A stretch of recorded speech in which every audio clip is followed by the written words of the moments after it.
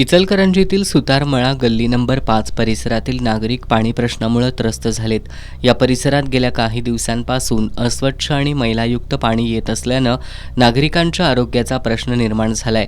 आठवड्यातून एकदा पाणी पुरवठा होत असतो, मात्र येणारं पाणी पिण्यासाठी तरी दूर, घरगुती वापरासाठीही अशक्य असल्यानं नागरिकांनी संताप व्यक्त केलाय. सुतारमळा गल्ली नंबर 5 मधील रहिवाशांनी वेळोवेळी इचलकरंजी महानगरपालिकेकडे तक्रारी आणि लेखी निवेदनं देऊनही महापालिका प्रशासनानं यावर कोणतीही ठोस उपाययोजना केलेली नाही.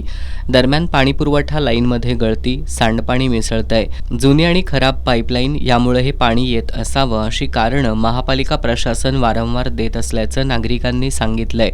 मैलायुक्त पाणी वापरल्यानं लहान मुलं, वृद्ध आणि नागरिकांच्या आरोग्याचा प्रश्न निर्माण झालाय. अनेकांनी पिण्याच्या पाण्यासाठी टँकर किंवा मिनरल वॉटर यावर अवलंबून राहावं लागतंय. पाणी प्रश्न गंभीर झाल्यानं संतप्त झालेल्या नागरिकांनी महापालिका प्रशासनावर तीव्र नाराजी व्यक्त केली आहे. नागरिकांच्या जीवाशी महापालिका प्रशासन खेळ करत असून पाणी प्रश्नासंदर्भात लवकरात लवकर तोडगा काढण्याची मागणी नागरिकांनी केली आहे. अन्यथा महापालिका निवडणुकीत मतदानावर बहिष्कार टाकण्याचा इशारा नागरिकांनी दिलाय.